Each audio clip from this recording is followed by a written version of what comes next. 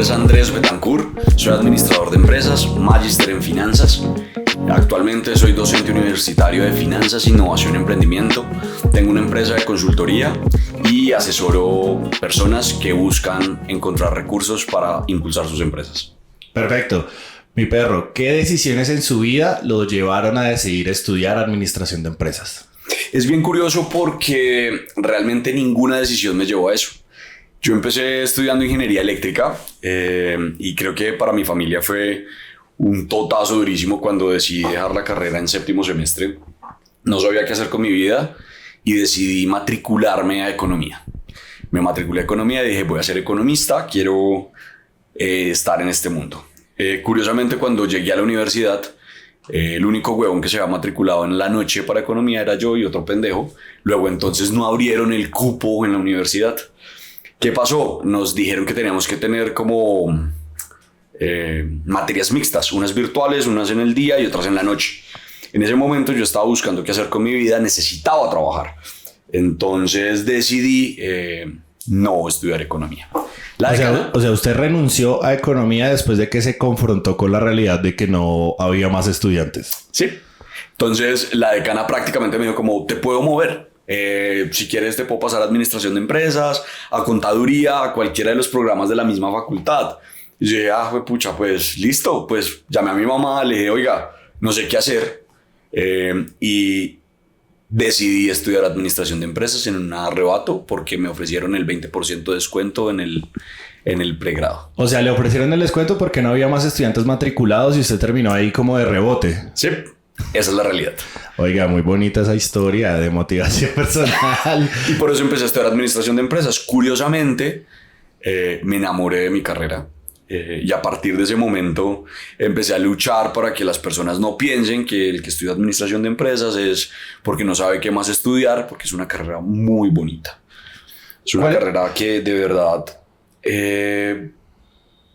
fortalece muchos aspectos a nivel personal, ¿sí? Pero digamos, cuando usted entró a esa carrera así como por rebote, ¿usted tenía alguna expectativa como con respecto a la carrera? O sea, ¿qué esperaba usted? No esperaba ni mierda, güey. O sea, realmente lo que esperaba era estudiar, porque no sabía qué iba a hacer con mi vida. Entonces dije, güey, pucha, pues yo sé que me puedo emplear fácil. Entonces dije, pues ya está. ¿Por qué sabía que se iba a emplear fácil? O sea, en el momento en el que usted ingresó a la carrera, ¿comenzaron a contarle a usted las posibles salidas de ese medio o qué? Sí, realmente uno empieza a mirar cosas, ¿no? Entonces yo en ese momento necesitaba pagar mi carrera, no sabía cómo le iba a pagar, no trabajaba, nunca había trabajado. Y cuando empecé a buscar muchas ofertas laborales, siempre encontraba que la mayor cantidad de posiciones era para administradores, contadores, financieros, no sé qué. Muy enfocado a áreas de negocio. Entonces dije, bueno, probablemente va a tener una buena tasa de contratación. De empleabilidad. Ajá. Pero la universidad no lo motivó a usted diciéndole, mire, estas son las posibles salidas, sino que a usted le tocó encontrarlas. Realmente cuando uno va a las primeras charlas de la universidad siempre le dicen a uno como su perfil no sé qué, va a ser altamente empleado, bla, bla, bla, y todas esas cosas.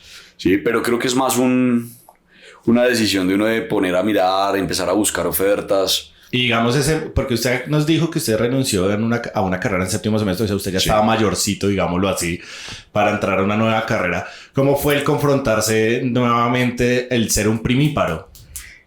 Es bien curioso porque yo entré en la noche.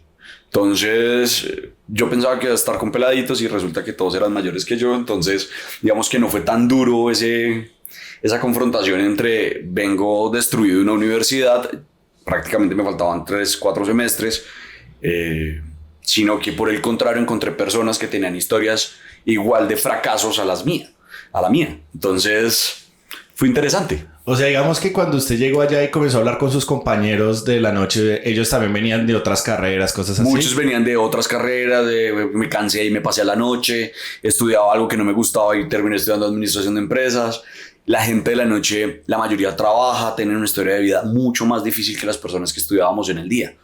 Sí, entonces era un poquito más suave. Digamos, con respecto al plantel docente y tal, ¿lo motivaban constantemente con respecto a los beneficios de la carrera o eran simplemente estos docentes que van y dan su clase y vemos? ¿Cómo se sintió usted con esa parte vocacional dentro de la universidad? De pronto no muy de ven yo te motivo, pero sí tuve la fortuna de tener docentes muy buenos, docentes jóvenes que tenían una vida chévere, a la que uno decía, hey, yo quisiera tener una vida similar, quisiera trabajar como trabaja este man. ¿Podría darnos un ejemplo como de alguno que usted dijera que Sí, chimba esto? tengo dos profesores con los que actualmente tengo relación. Uno es Willington Ortiz, él es el director si no estoy mal, es el director de innovación y el semillero de emprendimiento del Politécnico Gran Colombiano. Y el profesor Iván Tunjano, profesor de finanzas. Con él estuve 4 semestres viendo finanzas en el Poli también. Con ambos mantengo una buena relación, sobre todo más con Willington. Tenemos por ahí un proyectico juntos, hemos tratado de estructurar unas clases espejo, como les comenté ahorita, soy docente. Y él lidera un tema ahí en el Poli, hacen clases espejo en varios países y cada profesor da un tema como experto. Yo tengo una clase que monté para explicar cómo se generan modelos de negocios eficientes y es basado en Betty la Fea. Entonces mi clase arranca con 2 fragmentos de Betty la Fea y a partir de ahí se les explica cómo crear un modelo de negocio, cómo se deben hacer proyecciones financieras, cómo una buena estimación del costo hace que una empresa y que un modelo sea perdurable en el tiempo. Entonces ese tipo de clases, el profe lo que hace es decir, oiga, me interesa su clase y lo lleva así a diferentes países. Oiga, qué chimba. Y digamos, creo que una de las cosas más complicadas de ser estudiante es que hay materias filtro dentro de las carreras, ¿cierto? Estas materias que destruyen, que son difíciles, que sí, pocas personas pasan.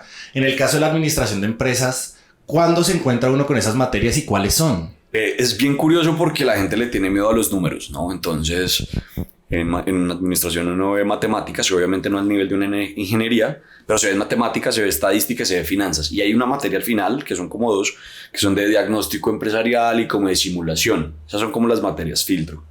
Curiosamente, cuando uno tiene formación de ingeniería y después de uno haberse chupado 7 semestres de cálculos, físicas, pues la matemática de la administración es suave, ¿sí? Eso a mí que me permitió pagar mi carrera sin trabajar. Yo daba clases dentro de la universidad, daba tutorías y hacía proyectos, quizzes, parciales.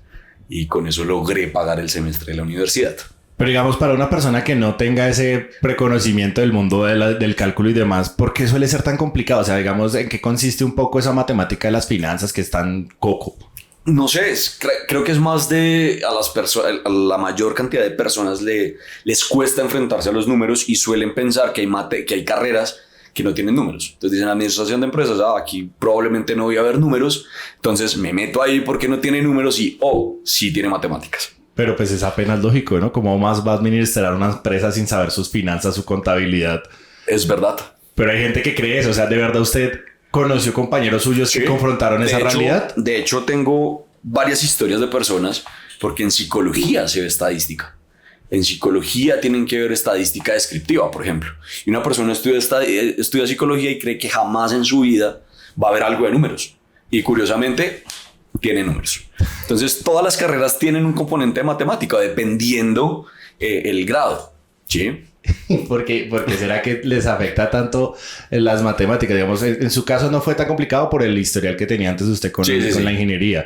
Pero ¿siente usted que si usted no hubiera tenido ese conocimiento previo se hubiera jodido mucho? No. Porque es matemática básica, digamos, de la que sea en el colegio. No es tan básica como la del colegio. Obviamente tiene un componente un poquito más elevado. Pero pues en mi caso no, a mí siempre me fue bien con los números, siempre he sido como ñoño para los números, entonces creo que no hubiera tenido problema. Claramente tuve una ventaja contra mis compañeros porque la matemática que uno ve en ingeniería es totalmente pesada y sobre todo cuando uno está en una universidad pública el componente de matemáticas es bien fuerte. ¿Y cuál sería el otro coco? Porque digamos, bueno, la parte de matemática tiene sentido, no a todo el mundo le fluye la matemática, pero ¿hay alguna otra materia que sea complicado, que les frustre mucho a los estudiantes? Las materias de diagnóstico empresarial. ¿Por qué? Porque prácticamente uno lo que hace en todo el semestre es diagnosticar modelos de negocio. Entonces eso implica que tienes que hacer revisiones documentales, legales, administrativas, financieras y de marketing. ¿Sí? Entonces esa multidisciplinariedad que lleva el diagnóstico hace que sea un poco complicado. Ok.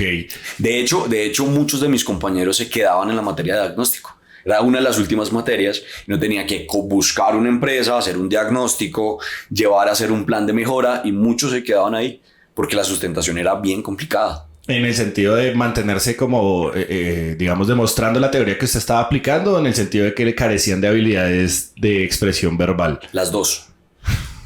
Las dos, porque al final tú tenías que hacer una presentación frente a tu docente, pero también estaba el dueño de la empresa, de esa pequeña empresa. Y tú le tenías que ir a mostrar el diagnóstico de un plan de mejoramiento para decirle, oiga, ¿sabe qué? Su empresa está mal, pero yo soy tan bueno con todo lo que aprendí en estos 9 semestres que soy capaz de hacer que tu empresa surja. Y eso es pura mierda. Uno en 9 semestres no logra hacer eso. De hecho, cuando uno sale a la vida laboral, se da cuenta que uno es administrador de empresas no es un administrador de empresas. ¿En qué sentido? ¿Cómo así? Tú sales con los conocimientos y crees que puedes administrar una empresa, pero la realidad es otra. Tú sales a trabajar con cargos súper bajos, cargos muy de analista, en el que tú crees que vas a aprovechar y vas a utilizar todas las herramientas que viste en la carrera y no pasa. Pues hablando un poquitico de ese tema del aspecto laboral, ¿cómo fue su salida en esas primeras búsquedas de trabajo? O sea, usted ya teniendo su cartón profesional, ¿cómo le fue con el tema de conseguir empleo? Digamos que yo hice lo que cualquier estudiante debería hacer y es algo que yo recomiendo mucho. Y es, yo no soy partidario de que un estudiante se especialice antes de trabajar. Eso está muy mal. ¿Por qué? Sales al mercado laboral, no sabes un culo de nada, te especializas sin saber si eres bueno en eso que te especializaste. Y el mercado laboral pues ya no te va a valorar porque realmente no sabes nada. Entonces creo que el mejor camino, o lo que yo hice y lo que nos ha funcionado a muchos, es buscar una buena práctica. ¿Por qué? Cuando tú sales al mercado laboral sin tu práctica, prácticamente trabajas donde puedes conseguir trabajo. La práctica permite que tú seas el que escoja dónde quieres trabajar. Sí, entonces grandes empresas en Colombia abren prácticas profesionales y tú puedes escoger dónde quieres estar. ¿Quieres estar en la banca? Bancolombia, Banco Bogotá, Da Vivienda reciben practicantes. ¿Quieres ser corredor de bolsa? La bolsa abre convocatorias para pasantes. Entonces siento que es más fácil vincularse entre la práctica, en la práctica regalarse, porque literalmente uno tiene que regalarse en la práctica. Ojalá si uno logra encontrar una práctica paga. En mi caso yo encontré una práctica paga y esos 6 meses me regalé. Entonces cuando digo me regalé es que si me tocaba quedarme hasta tarde, yo me quedaba hasta tarde. Si alguien decía, es que yo ya me voy, venga, yo puedo hacer eso, déjeme, yo aprendo. Empecé a coger de todos mis compañeros y decir, enséñeme, venga, ¿qué hubo? Obviamente mis 3 primeros meses de práctica fue una mierda porque me tocaba empacar cartas, despachar cartas y escuchar llamadas. O sea, como una especie de secretaria. Y yo era la secretaria de la dirección. Eso era. ¿Y en qué empresa fue esa práctica? Yo hice mis prácticas en la agencia de seguros Falabella. Ok. Entonces usted digamos que tenía una vaina más administrativa, pero no desde el punto de vista de los negocios, sino más del punto de vista interno. Sí, y realmente es lo normal. Uno arranca por cargos muy básicos y empieza conforme va adquiriendo cositas, pues va subiendo y uno va buscando cómo meterse. Afortunadamente, y cosas de la vida, yo terminé mis prácticas y mi jefe me dijo, no te puedes quedar. ¿Por qué? No había, dentro de la gerencia de él, no había cupo para un analista más. Y lo que me decía Juan David en ese momento era, yo quiero que usted se quede, pero no te puedo dejar. Yo no ofrezco. Igual yo no quiero quedarme en esta área. No me gusta. No me gustaba esa área. Y entonces, ¿cómo llegó entonces al área que sí terminó gustándole? Porque pues si en esa primera experiencia laboral encontró una vaina que no le tramaba, ¿cómo llegó a ese que sí le tramaba? Como les dije anteriormente, me regalé un montón. Entonces, el mensaje que le dije a mis jefes era, el chino es bueno, el chino tiene potencial. ¿Sí? El chino es aplicado, mejor dicho. Sí, él tiene algo, se puede trabajar. Cuando yo salgo, duré como 3 semanas. En esas 3 semanas me operaron, toda la cosa, estaba yo en el hospital, vuelto popó, y me llama el que era mi jefe, oiga marica, acabé de pasar su hoja de vida para una convocatoria interna que están haciendo acá. Pues es interna, externa. Y yo, Juancho, muchas gracias. Eso que ahí me dijo, me preguntaron por usted, yo dije, el chino es bueno. Eso es lo único que yo puedo hacer. Ya aquí en adelante es lo que usted salga a ganarse en su entrevista. Y ok, salí de la incapacidad. Y el día que se me acababa la incapacidad, ese día tuve que ir a presentarme a hacer todo el proceso. Entonces eran unas entrevistas tipo assessment, habían unas pruebas técnicas y una presentación de esa prueba técnica. Yo antes de ir pedí el perfil. Como venga, aquí es el perfil que están buscando. Pedían como 3-4 años de experiencia en conciliación, en un montón de cosas que claramente yo no tenía la experiencia. Sin embargo, en la prueba técnica me los comí a todos. O sea, que le fue muy bien, mejor dicho. Me fue demasiado bien. O sea, literal. Muy bien, oye, Sí. y qué chima también eso, porque siento que uno de los temas complicados de estudiar una carrera como administración de empresas es que mucha gente ni siquiera sabe administrar su propio tiempo, su propio dinero, cómo va a asesorar a alguien más. Digamos, ¿usted tuvo esa confrontación o conoce compañeros que tuvieran esa confrontación? ¿En qué? ¿Que uno no sepa administrar lo de uno, Sí, pero que sí uno- lo de otros? Sí. Es muy fácil. Administrar la vida de uno es una mierda. Administrar la vida de un tercero es muy fácil porque usted le dice qué tiene que hacer. ¿Y usted por qué no lo puede hacer en usted mismo? Porque uno conoce truquillos para evadir las cosas. Entonces, por ejemplo, yo soy magíster en finanzas. Mis finanzas personales yo trato de llevarlas muy juicioso, pero no pasa, ¿sí? Pero usted me dice en una empresa y le digo, no, espérame, no puedes hacer esto. Ey, no puedes hacer esto.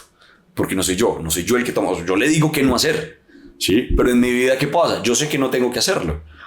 Pero uno dice, la vida, el momento, la cosa. Entonces uno busca como trampillas como para saltarse esas cosas. Bueno, y ya que hablo de su magister y demás, ¿por qué decidió especializarse en el sector de las finanzas como administrador de empresas? O sea, ¿por qué esa y no otro magister, otra especialización?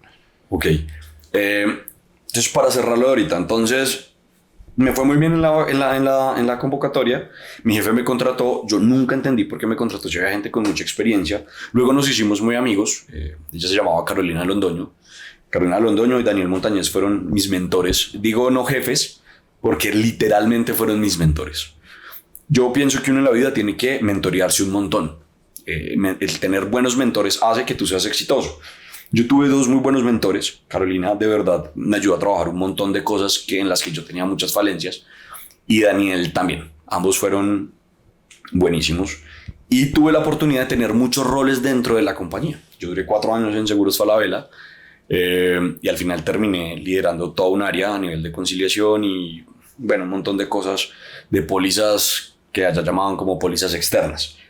Y me gustaba mucho como el área de planeación, me gustaban mucho los números, me gustaban los numeritos, las finanzas, las cosas. Y dije, me gusta. En la universidad me enamoré de las finanzas. Y creo que fue más como de la forma en la que me la explicaba Iván. Iván Tujano fue un excelente profesor. El man hablaba de las finanzas desde un aspecto tan propio que hacía que uno se enamorara de la materia. Entonces dije, yo quiero saber lo que sabe este man. Y por eso decidí hacer mi maestría en finanzas. Ok, y cuando usted llegó a esa maestría, a ese magister, ¿había mucha gente, había poca gente? O sea, ¿se encontró con la misma realidad de que poca gente termina especializándose dentro de sus propias carreras? No. Hay que mencionar ciertas cosas, ¿no? Mi maestría la pude hacer en una universidad muy prestante. Luego entonces mis compañeros venían de familias con una buena posición económica, ¿sí? Entonces mis compañeros todos eran egresados de universidad privada, Andes, Sabana, Rosario Externado. Habíamos 2 del Poli. Que igual ya. es una universidad prestante, ¿no? O sea, dentro de todo sigue siendo una universidad medianamente pero, prestante. A ver, el Poli tú pagas 6 millones de pesos, pues 7 millones de pesos por una carrera de administración de empresas. Eso no es prestante. En el CESA, la universidad en la que yo hice la maestría, un semestre de administración vale 25 millones de pesos. En los Andes vale 25 millones de pesos. Eso es una universidad prestante. No, Otro es una universidad de clase media. Pues bueno, ahí está una perspectiva interesante, pero bueno, y digamos ya después de que usted ya tuvo su experiencia laboral, de que usted ya se profesionalizó y pues además hizo su magíster, usted, si el día de mañana alguien se le acercara y le dijera, venga, quiero estudiar administración de empresas, ¿usted se lo recomendaría, no se lo recomendaría? ¿Bajo qué condiciones se lo recomendaría? Depende. Creo que toda la vida es un depende. ¿Por qué depende? Depende de lo que tú quieras hacer. Si tú quieres tener una formación de negocio y de estar en la capacidad de liderar un negocio, estudia administración de empresas. Si estás interesado en hacer un emprendimiento y tratar de montar un negocio que sea sostenible y sustentable en el tiempo, estudia administración de empresas. Eso no significa que necesites estudiar para tener una empresa sostenible. Tú puedes mañana levantarte con una grandiosa idea, puede ser la mejor idea, la puedes reventar y no necesitas estudiar. Sin embargo, y eso sí siempre va a pasar, y es tu montas tu idea de negocio, en algún momento vas a necesitar aprender de administración, vas a necesitar aprender de finanzas, vas a necesitar aprender de contabilidad, vas a tener que aprender vas a tener que aprender de marketing, ¿sí? Porque si no, ningún modelo de negocio es sostenible y al final del día te van a meter los dedos a la boca, ¿sí? Entonces, al final uno termina capacitándose. Probablemente no en el ciclo formativo académico de una universidad, pero probablemente sí vas a tener que hacer cursos cortos, Udemy, cualquiera de estas plataformas que existen para aprender cositas. Pues al final termino uno aprendiendo de todo. Pero digamos, ¿hay alguna causal o alguna vaina que usted recomiende el por qué estudiar? O sea, digamos, yo soy un pelado y le digo, venga, ¿por qué me recomendaría estudiar esa carrera que usted tiene? Eso es bien complicado y se lo voy a decir por qué. ¿Cómo te puedo recomendar algo si no sé qué te gusta? Entonces, supongamos que a usted le gusta el diseño. Usted me dice, oiga, recomiéndeme su carrera. Yo no puedo recomendarte algo que para mí funcionó, porque mi historia de vida y mi proceso formativo fue diferente. Lo que puedo decirte es, mira, yo me enamoré de la administración porque me parece que es una carrera hermosa, porque me parece que es una carrera que permite administrar, gestionar y liderar, ¿sí? Eso es lo que yo puedo decirte, ¿sí? Que es mi experiencia, el por qué a mí me gustó, ¿sí? Muchas otras personas estudian y no se enamoran de la carrera y lo estudian solo por el diploma y porque es fácil emplearse. Entonces, si uno va y mira estadísticas, pues obviamente administración de empresas, ingeniería industrial y finanzas, si no estoy mal, y fuera ahora las tecnologías en desarrollo y todo esto son las carreras que más empleabilidad tienen. Sí, entonces yo puedo decirte, estudia administración porque te vas a emplear fácil. Sí. Pero bueno, eso es algo importante porque si alguien busca es una salida del campo laboral, entonces significa que tiene alta tasa de empleabilidad y puede ser funcional. Es funcional porque realmente en todas las empresas lo necesitas. Y al final, ¿qué pasa con el administrador? El administrador es un experto de nada. Entonces, sabes de muchas cositas un poquito, pero no sabes nada de nada. No eres experto en finanzas, pero ¿sabes algo de finanzas? Sí. ¿Sabes algo de marketing? Sí. ¿Eres experto en marketing? No. ¿Sabes de procesos? Sí, pero no eres especialista en procesos. Entonces eso hace que el administrador tenga múltiples campos de acción. El administrador puede trabajar en lo que trabaja un psicólogo, obviamente corporativamente. Puede trabajar en lo que trabaja un comunicador, en lo que hace un ingeniero de procesos. ¿Sí? Obviamente uno tiene ciertos conocimientos, no de forma robusta. Luego entonces uno suele especializarse. Por eso la especialización debe venir después del quehacer laboral. Ok. Y digamos, un profesional que sale como administrador de empresas, ¿qué opciones tiene en el campo laboral? Porque digamos, ya puntualmente diciendo, mire, puede trabajar en esto, aquello, porque ya hablamos de que tiene alta tasa de empleabilidad. Sí. Pero ¿en qué puede emplearse entonces? ¿A nivel corporativo? En lo que quiera. A nivel corporativo, en todo. Como digo, ¿el administrador puede trabajar en un área de nómina? Sí. ¿Puede trabajar en un área de reclutamiento y selección de personal? Sí. ¿Puede trabajar en procesos? Sí. ¿Puede trabajar en desarrollo de productos? Sí. ¿Puede trabajar en marketing? Sí. ¿Puede trabajar en finanzas? Sí. ¿Puede trabajar en calidad? Sí. ¿Puede trabajar en cualquier área funcional administrativa de una corporación, de una empresa? Y digamos, ya hablando del tema de salarios, sueldos y demás, ¿qué tal les va económicamente a los administradores de empresas? Hablemos primero de los profesionales nomás, sí, y ya después de los que tienen algún tipo de especialización o maestría. Hay ciertos temas y es que, y esto tal vez no va a ser muy bueno decirlo, pero el salario depende también de la universidad de la que tú salgas.